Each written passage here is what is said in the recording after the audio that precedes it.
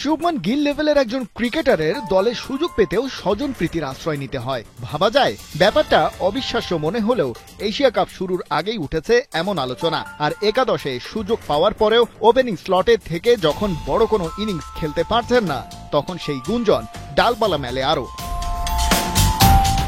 পাকিস্তানের বিপক্ষে সুপার 4-এ 28 বলে 47 রানের ইনিংস খেলেও রেহাই পাচ্ছেন না গিল। রবিচন্দ্র আশ্বিন তো বলেই বসেছেন তিনি সেফ সাইডে থেকে খেলেছেন, তেমন কোনো ঝুঁকি নেননি। পরোক্ষভাবে খোঁচাই দিলেন কিনা কে জানে, তবে ভাসিয়েছেন প্রশংসায়ও, হয়েছেন আশাবাদী। তবে বলেছেন গিলের এমন রিভার্স সুইপ আগে দেখেননি। এই কথার মধ্যেও হয়তো লুকিয়ে আছে ভিন্ন বার্তা। তার মানে কি ওখানে একটা খুঁত রয়ে গেছে? টেস্ট ক্রিকেটে লেজেন্ডারি লেভেলের পারফরমেন্স দেখালেও ইন্ডিয়ান ভাইস ক্যাপ্টেন ঠিক টি-20 ম্যাটেরিয়াল নন। সেই আলোচনা তো বেশ পুরনো এখন, কারণ ভারত এমন একটা দল যেখানে 150+ স্ট্রাইক রেট না হলে ওকে 20 ওভার ফরম্যাটের ব্যাটারি ভাবা হয় না। 25 ইনিংস খেলে 30 গড়ে আর 141 স্ট্রাইক রেটে ওভারঅল ব্যাট করেও তাই এমন রোষের মুখে পড়তে হয়। ওর কারণেই তো ওপেনিংয়ে জায়গা হারিয়েছেন সঞ্জু স্যামসন।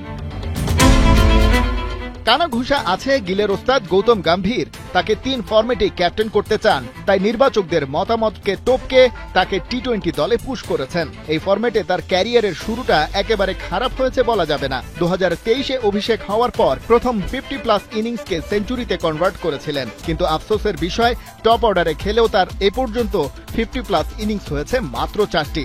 তার দুটি আবার খর্বশক্তির জিম্বাবুয়ের বিপক্ষে। আইপিএলে দুর্দান্ত পারফর্ম করে টি-20 বিশ্বকাপ দলে জায়গা করে নিয়েছিলেন, কিন্তু সেখানে মেলে ধরতে পারেননি সেভাবে। গম্ভীরের আশীর্বাদ হোক কিংবা অন্য কোনো কারণ, সেই সুবাদেই টিকে গেছেন টি-20 দলে। কিন্তু এশিয়া কাপে এমন কোনো ইনিংস সুপার 4-এর প্রথম ম্যাচ পর্যন্ত খেলতে পারেননি যেটা ভারতীয় হিসেবে ইমপ্রেসিভ। ভাইস ক্যাপ্টেন বলেই তাকে বাদ দেওয়া যাচ্ছে না এমন প্রশ্ন তোলা হলেও সেটা টিম ম্যানেজমেন্ট নাকচ করেছে। জানানো হয়েছে ক্যাপ্টেন সূর্যকুমার যাদবের কল এটা। সে চাইলে ভাইস ক্যাপ্টেন পদটাই হাওয়ায় মিলিয়ে যেতে পারে, এমনকি যে কোনো রানিং ম্যাচের মধ্যেও। তাহলে কি সামনের এশিয়া কাপ চ্যাম্পিয়ন হওয়ার বন্ধুর পথে গিলকে ছাড়াই ভাবতে পারে টিম ইন্ডিয়া? খালিদ জামিল, একাত্তর।